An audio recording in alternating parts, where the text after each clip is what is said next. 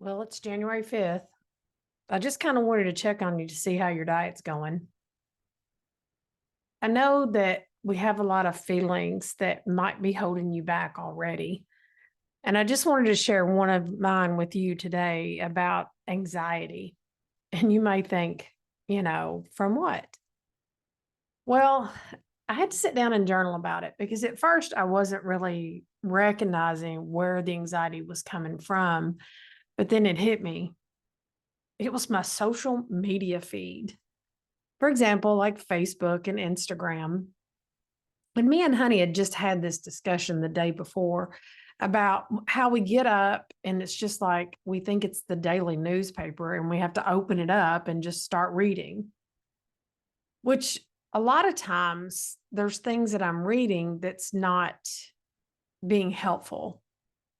Like I'll go into a lot of compare, and I wouldn't say despair, but I will compare myself to others about what they're doing, what I should be doing, that I'm not doing.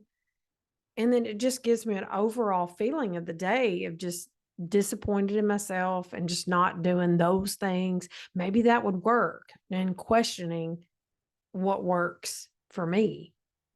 One of the things that I work with my clients about is identifying these external environmental factors, because that's things that happen that are out of our control, that these happen in the world. And they give us those feelings, sometimes anxiety, sometimes overwhelm, sometimes it's just us disappointed in ourselves. Well, mine today was about other people and their weight loss. Now, you may be kind of giggling and thinking, but you're a weight loss coach. Yes, but I'm normal just like you, and I still have these type of thoughts. And I know what's successful for me, but instead my brain will jump to, well, you should be doing that. You might lose your weight even quicker. And that just overall brings anxiety. I start feeling anxious about it. And when I'm feeling that anxiousness, an old habit rolls around to come to visit me. I want to eat and I'm not even hungry. What happens when I eat and I'm not hungry? Yeah, I'll gain weight.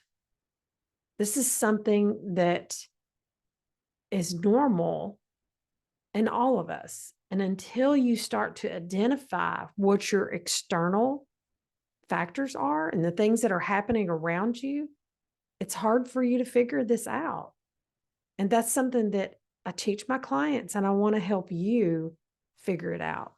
Now, one of the ways that I help you dissect this and moving forward in your weight loss is, let's break the cycle that you're caught up in. And below, I want to share some quick questions with you, and I will share them below this post so that you'll have them quick at hand. Now, when you see the thought like I had, you should be doing that, I had to stop and ask myself, is that true? Now, off the bat, I was like, no, that's not true. But for you, you may not be sure yet if that's true or not. And I'll explain why. It's because your old diet thinking may be trying to sway you from the process that can work. It's that old doubt brain at work. And when you doubt, then you won't be committed to give the process a chance to look for something else to do. Like it's questioning, but you may think that works, but what if it don't? Instead of letting you be committed to say, but I'm going to try. The next thing that you could do and ask yourself, am I letting outside factors determine my path? Is that useful for me? And see, that's where the anxiety feeling came up for me. It was me comparing and let it drive the old habits and feelings.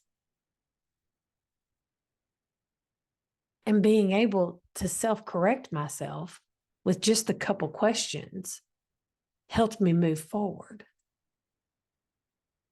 So when we're trying to avoid feelings, a lot of times we all turn to the food, and it's so deeply ingrained in us.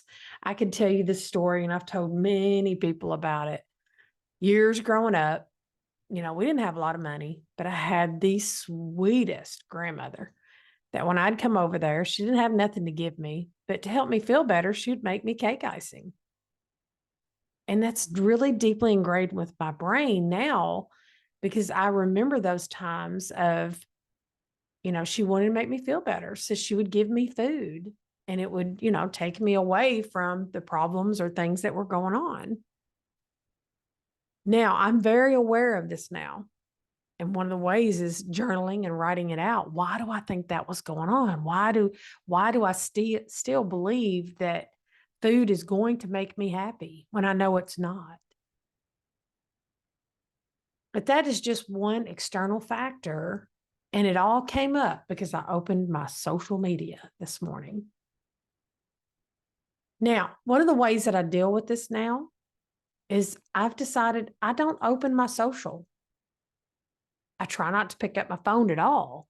I pick my journal up first because I want to write on how I want to show up for the day and for my weight loss. Because you know what? I'm my own boss, and you're your own boss too.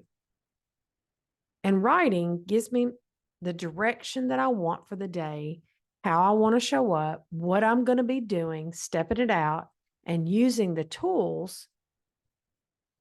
And that goes back to the tips and tools that I give you. If you'll drop over to my website and go to the top of the page, you can sign up to get 5 tools that'll help you start losing the weight today. And I can go real quickly. I mean, one is drinking my water. One of my big factors is journaling. It's like setting my intentions for the day to know what I want to be doing that's going to help me. And I write things like, I'm going to drink 100 ounces of water today. I'm going to get some movement today. Even if that means 5,000 steps, it all matters. And it is good enough. If you're ready to talk more about your external factors that could be holding you back in your diet, let's chat about it.